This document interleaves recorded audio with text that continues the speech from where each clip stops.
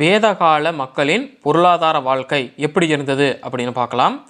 வேதகால பொருளாதாரமானது கால்நடை மேய்ச்சலும் வேளாண்மையும் கலந்ததாகும். அதாவது என்னென்னா, அப்போது மெயின் தொழில் என்ன இருந்துச்சு அப்படின்னா கால்நடை மேய்ச்சல், ஆடு மாடு இதெல்லாம் இருக்குது இல்லையா, அதை மேய்ச்சி அதன் மூலயமா வரக்கூடிய வருமானம்.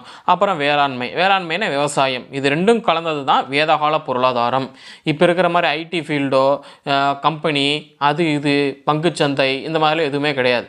அப்போ என்னென்னா கால்நடை மேய்ச்சல் விவசாயம் அதுதான் பார்த்திங்கன்னா ஒரு மிகப்பெரிய பொருளாதாரமாக இருந்தது. அதுதான் பார்த்திங்கன்னா முதன்மையும் கூட முக்கியமும் கூட.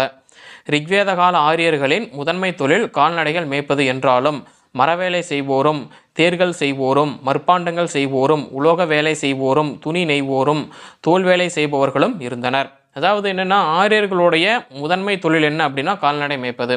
ஆரியர்கள் பார்த்திங்கன்னா ஒரு நாடோடி கூட்டம். அவங்க ஒரு இடத்துல இருக்க மாட்டாங்க. இப்போ அப்படியே அவங்க கால்நடை வச்சுருக்காங்க இல்லைங்களா, அப்படியே மேய்ச்சிக்கிட்டே பார்த்திங்கன்னா வருவாங்க. ஒரு இடத்துல நிற்பாங்க. ஒரு இடத்துல நின்று அந்த இடத்த பார்த்திங்கன்னா துரிதப்படுத்திட்டு சுத்தப்படுத்திட்டு அந்த இடத்துல கால்நடைகளை மேய்ச்சிக்கிட்டு அந்த இடத்துல பார்த்திங்கன்னா கொஞ்ச காலத்துக்கு ஏதாவது ஒரு போட்டு பயிர் எடுப்பாங்க இல்லைங்களா, கொஞ்ச காலத்தில் இந்த பயிர் வளர்ந்துடும் அப்படின்னு. அந்த மாதிரி ஒரு நிலத்தில் பயிரை போட்டு எடுத்துக்கிட்டு மறுபடியும் வேறு இடம் தேடி போயிடுவாங்க. ஸோ அந்த மாதிரி தான் இருப்பாங்க. ஸோ இப்போ ஆரியர்களுடைய முதன்மை தொழில் கால்நடை மேய்ப்பது அப்படின்னாலும் மரவேலை செய்கிறவங்களும் இருந்தாங்க, தேர்கள் செய்கிறவங்க இருந்திருக்காங்க, மற்பாண்டங்கள் செய்கிறவங்க இருந்திருக்காங்க, உலோக வேலை, துணி நெய்வோர், தோல் வேலை செய்பவங்களும் ஆரியர்களை பார்த்திங்கன்னா இருந்திருக்காங்க. அப்புறம் பழுப்பு மஞ்சள் நிற மற்பாண்டங்கள் எந்த காலத்தை சார்ந்தது அப்படின்னா வேத காலத்தை சார்ந்தது தான். பழுப்பு மஞ்சள் நிற மற்பாண்டங்கள் எந்த காலத்தை சார்ந்தது அப்படின்னா வேத காலத்தை சார்ந்த மற்பாண்டங்கள்.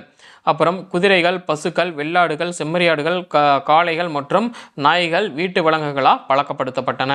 நல்லா பாருங்கள், வேத காலத்தில் எந்தெந்த விலங்குகள் வீட்டு விலங்குகளாக பழக்கப்படுத்தப்பட்டன அப்படின்னா குதிரைகள், பசுக்கள், வெள்ளாடுகள், செம்மறியாடுகள், காளைகள், அப்புறம் நாய்கள் இதெல்லாம் தான் பார்த்திங்கன்னா வீட்டு விலங்குகளாக பழக்கப்படுத்தப்பட்டன. இந்த லிஸ்ட்டில் பார்த்திங்கன்னா பூனை இல்லை. பூனை பார்த்திங்கன்னா இப்போது வீட்டு விலங்காக அது செல்லப்பிராணியாக வளர்க்குறோம் இல்லையா, இப்போ நிறையா பார்த்திங்கன்னா செல்லப்பிராணி அது இதுன்னு வளர்க்க ஆரம்பிச்சிட்டாங்க. அப்போது செல்லப்பிராணியாக வளர்த்தது இது மட்டும்தான். இது பார்த்திங்கன்னா எல்லாமே உபயோககரமான பார்த்திங்கன்னா ஒரு பிராணிகளாக தான் இருக்கும். சரிங்களா, இப்போ குதிரை சவாரி செய்கிறதுக்கு உபயோகப்படும், பசு பால் கறக்கும், வெள்ளாடு சரிங்களா, வெள்ளாடு பார்த்திங்கன்னா கறிக்கு உதவும் இல்லையா, அதே மாதிரி செம்மறியாடும் பார்த்திங்கன்னா அந்த மாதிரி தான். காளைகள் பார்த்திங்கன்னா உழவு ஓட்டுறது, வண்டி மாடு இழுக்கிறது, அப்புறம் நாய்கள் பார்த்திங்கன்னா வீட்டை காக்கும். புதுசாக யாராவது வந்தாங்கன்னா குலைச்சி நம்ம காட்டி விடுக்கும், என்னடா நாய் குலைக்குது, யார் வந்திருக்காங்க போய் பாரு அப்படின்னு சொல்லுவோம் இல்லையா, அந்த மாதிரி. இப்போ பூனை எந்த விதத்தில் பார்த்திங்கன்னா நமக்கு உபயோகப்படுது. இப்போ ரீசெண்டாக பூனை எதுக்கு உபயோகப்படுத்துதுன்னு சொல்லி வீட்டில் வச்சுருக்கோம் அப்படின்னா பூனை பார்த்திங்கன்னா வீட்டில் இருக்க எலியை பிடிச்சி திங்கும் அப்படின்னு சொல்லி தான் பார்த்திங்கன்னா இப்போதைக்கு உபயோகப்படுத்திகிட்டு இருக்கோம். அப்போது அந்த லிஸ்ட்டில் பார்த்திங்கன்னா பூனை இல்லை. அப்போது வேத காலத்தில் என்னென்னத்தை பார்த்திங்கன்னா வீட்டு விலங்குகளாக பழக்கப்படுத்தினாங்கன்னா குதிரைகள், பசுக்கள், வெள்ளாடுகள், செம்மறியாடுகள், காளைகள், அப்புறம் நாய்கள். இங்கே பாருங்கள், இந்த படத்தில் கொடுத்துருக்காங்க பாருங்கள், ஒரு இமேஜினேஷனான ஒரு பெயிண்ட் தான் இது. அந்த காலத்தில் எப்படி இருந்திருப்பாங்க அப்படின்னு. மாடு பார்த்திங்கன்னா இதுக்கு உபயோகப்படுது. முன்னாடி பார்த்திங்கன்னா அது நாய்கள் நினைக்கிறேன், 2 நாய் பார்த்திங்கன்னா இருக்குது. அங்கே மற்பாண்டம் செய்கிறவர் இருக்கார், இந்த பக்கம் பார்த்திங்கன்னா உழவு தொழில் செய்கிறாரு. இன்னொருத்தர் வண்டி மாடு கட்டிக்கிட்டு வணிகம் செய்கிறதுக்கு பார்த்திங்கன்னா அந்த பொருள்லாம் எடுத்துக்கிட்டு போவார். வீடு பார்த்திங்கன்னா கூரை வீடு. இந்த கூரை வீட்டுக்குள்ளே எப்படி இருக்குமோ தெரியுமா, வெயில் காலத்தில் குளிர்னாலும் சரி வெயில்னாலும் சரி உள்ளே படுத்தோம்னா நீட்டாக இருக்கும், அந்த மாதிரி இருக்கும். ஸோ இந்த படம். அப்புறம் சிந்து மற்றும் பஞ்சாப் பகுதிகளில் ஆரியர்கள் நிரந்தரமாக குடியேறிய பின் அவர்கள் வேளாண்மை செய்ய தொடங்கினர். அதாவது ஆரியர்கள் பார்த்திங்கன்னா கால்நடையை வச்சுக்கிட்டு மேய்ச்சிக்கிட்டு தற்காலிகமாக ஒரு இடத்துல இருந்துக்கிட்டு சீக்கிரமாக பயிரை பார்த்திங்கன்னா விளைவிப்பாங்களே, குறுகிய கால பயிர் அப்படின்னு சொல்லுவாங்கள்ல, அந்த பயிரை அங்கே விதைச்சி அந்த வெள்ளாமையை எடுத்துக்கிட்டு வேறு இடம் தேடி போயிடுவாங்க. இப்போது சிந்து மற்றும் பஞ்சாப் பகுதிகளில் ஆரியர்கள் நிரந்தரமாக குடியேறினதுக்கு அப்புறம் அவங்க என்ன பண்ணிட்டாங்க, அவங்களும் விவசாயம் செய்ய தொடங்கிட்டாங்க.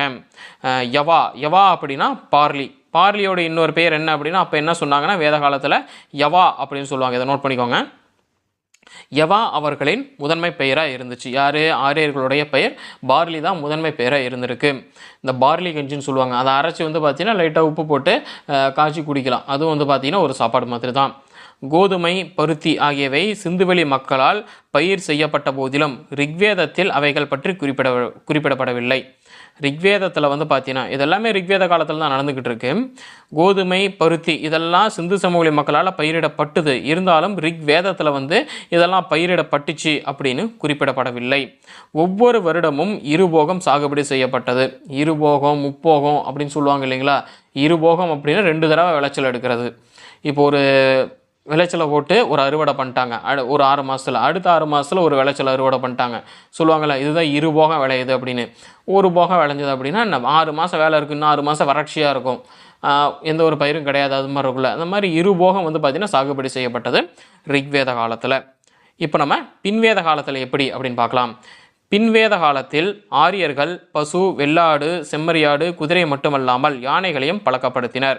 பின்வேத காலத்தில் ஆரியர்கள் என்னென்ன விலங்குகளை வந்து பழக்கப்படுத்தினாங்க அப்படின்னா, பசு, வெள்ளாடு, செம்மறியாடு, குதிரை மட்டும் இல்லாமல் யானைகளை வந்து பார்த்திங்கன்னா பழக்கப்படுத்தினாங்க. இந்த லிஸ்ட்டில் வந்து பார்த்திங்கன்னா நாய் இல்லை, பூனை கிடையாது. தொடக்க வேத கால கைவினைஞர்களோடு நகை செய்வோர், சாயத்தொழில் செய்வோர், உலோகங்களை உருக்குவோர் போன்றோரும் சமூகத்தில் இடம்பெற்றிருந்தனர். தொடக்க கால கைவினைஞர்கள் நிறைய பேர் இருப்பாங்க இல்லைங்களா, மரம் வந்து செதுக்கிறவங்க, தேர் செய்கிறவங்க, இந்த மாதிரிலாம் பார்த்தோம்ல. அதோட நகை செய்கிறவங்க, சாய தொழில் செய்கிறவங்க, உலோகங்களை உருக்கிறவங்க, இவங்க எல்லாமே வந்து பார்த்திங்கன்னா சமூகத்தில் இடம்பெற்றிருந்தாங்க. இக்கால பண்பாடு வர்ணம் தீட்டப்பட்ட சாம்பல் நிற மற்பாண்ட பண்பாடு என்று அழைக்கப்பட்டது. இந்த பின்வேத கால பண்பாடு எப்படி அழைக்கப்பட்டது அப்படின்னு கேள்வி கேட்டாங்கன்னா, வர்ணம் தீட்டப்பட்ட சாம்பல் நிற மற்பாண்ட பண்பாடு அப்படின்னு அழைக்கப்பட்டது. இதை நோட் பண்ணிக்கோங்க. அப்புறம் இரும்பு குழு முனைகளை கொண்ட கலப்பை மற்றும் இரும்பு கோடாரி ஆகியவற்றின் உதவியோடு அதிக அளவிலான நிலங்களில் வேளாண்மை செய்யப்பட்டது. அதாவது இப்போ இந்த உழவு ஓட்டுற கலப்பை இருக்கு இல்லையா, அதை தான் சொல்கிறாங்க. இரும்பு குழுமுனை கொண்ட கலப்பை மற்றும் இரும்பு கோடாரி ஆகியவற்றின் உதவியோட அதிக அளவிலான நிலங்களில் வேளாண்மை செய்யப்பட்டது. அப்படின்னா ஏற்கனவே காடாக இருக்கும், அந்த காட்டில் இருக்கிற அந்த மரத்தில் வெட்டிவிட்டு, கோடாரியை வச்சு வெட்டிவிட்டு, அந்த இடத்துல வந்து பார்த்திங்கன்னா சமப்படுத்தி கலப்பையை வச்சு குழுமுனைகளை கொண்ட இரும்பு குழுமுனைகளை கொண்ட கலப்பையை வச்சு வேளாண்மை செஞ்சு வந்து பார்த்திங்கன்னா அதிக அளவில் வேளாண்மை செஞ்சுருக்காங்க. என்னென்ன வேளாண்மை செஞ்சாங்க? நெல், கோதுமை, பார்லி ஆகியன பயிர் செய்யப்பட்டது. இதெல்லாமே வந்து பார்த்திங்கன்னா பின்வேத காலத்தில் வந்து பயிர் செய்யப்பட்டது. அப்புறம் வேளாண்மை வளர்ச்சி பெற்றதால் நிலத்தின் மீது தனி உரிமை உருவானது. இப்போது தனி உரிமை அப்படின்னா என்ன அர்த்தம் அப்படின்னா, அப்போ போவாங்க, இந்த இடத்த வந்து பார்த்திங்கன்னா பிடிப்பாங்க, அந்த இடத்த பிடிச்சி இந்த இடம் வரைக்கும் அவங்க நிலத்தை ஆக்குப்பை பண்ணிவிட்டு அவங்க உபயோகப்படுத்திகிட்டு இருப்பாங்க. இன்னொருத்தர் வருவாங்க, அவங்க ஒரு நிலத்தை ஆக்குப்பை பண்ணுவாங்க இல்லைங்களா. ஸோ ஆக்குப்பையிங் தான் ஸ்டார்டிங்கில் நடந்திருக்குது. பிறப்புலேயே வந்து பார்த்திங்கன்னா அவங்களுக்கு தான் உரிமை அப்படின்னு கொடுத்தலாம் யாரும் அனுப்ப கிடையாது. ஆக்குப்பையிங் தான் எல்லாமே ஆரம்பத்தில். ஆக்குப்பை பண்ணிக்கிட்டு வேளாண்மை செய்வாங்க. இப்போ ஆரியர்களும் வந்து பார்த்திங்கன்னா கைபர் போலன் கலவாய் வழியாக நம்ம நாட்டுக்குள்ளே வந்து சிந்து பஞ்சாப் பகுதிகளை வந்து நிரந்தர குடியிருப்புகளாக இருந்து அவங்க அங்கே இப்போ வேளாண்மை செஞ்சாங்க இல்லையா ஆரியர்கள், அவங்க ஒரு நிலத்தை ஆக்குப்பை பண்ணிக்கிட்டு முன்னென்ன பண்ணுவாங்க, ஆரியர்கள் கால்நடைகளை மேய்ச்சிக்கிட்டு அப்படியே ஒரு குறுகிய கால பயிரை வந்து அங்கே வேளாண்மை பயிரிட்டு விவசாயம் பண்ணி பயிரிட்டு எடுத்துக்கிட்டு போயிடுவாங்க, இடம் பார்த்துட்டு போயிடுவாங்க. ஆனால் அந்த சிந்து பஞ்சாப் பகுதிகளில் வந்து வேளாண்மை செஞ்சாங்க இல்லைங்களா, அங்கேயே செட்டில் ஆகிட்டாங்க. இங்கே நாங்கள் தான் இருப்போம், இது எங்கள் இடம், இங்கே நாங்கள் வேளாண்மை செய்கிறோம், இது எங்களுக்கு உரிமை அப்படின்னு சொல்லிவிட்டு அது மாதிரி எடுத்துக்கிட்டாங்க. எப்படி? வேளாண்மை வளர்ச்சி பெற்றதால் நிலத்தின் மீது தனியுரிமை உருவானது. நல்ல விளைச்சலை கொடுக்குது, நல்ல லாபம் வருது, ஏன் நம்ம இந்த இடத்த விட்டு போகணும், இங்கேயே நிரந்தரமாக இருந்துடலாமே அப்படிங்கிறது தான். புதிய தொழில்களும் கலைகளும் வளர்ந்து உபரி உற்பத்தி ஏற்பட்டு வணிகத்துக்கு இட்டு சென்றன. உபரி உற்பத்தி அப்படின்னா என்ன? தேவைக்கு அதிகமான அப்படின்னு அர்த்தம். உபரி அப்படின்னா இப்போ புதிய தொழில்களும் கலைகளும் வளர்ந்துருச்சு. வளர்ந்த பிறகு இப்போ ஒரு இடத்துல 100 பேர் தான் இருக்காங்க, 100 பேருக்கு தேவையான பயிரை வந்து நம்ம பயிரிட்டோம் அப்படின்னு 100 பேருக்கு சரியாக போச்சு, மறுபடியும் வேலை செய்கிறோம் அப்படின்னு இருக்கலாம்.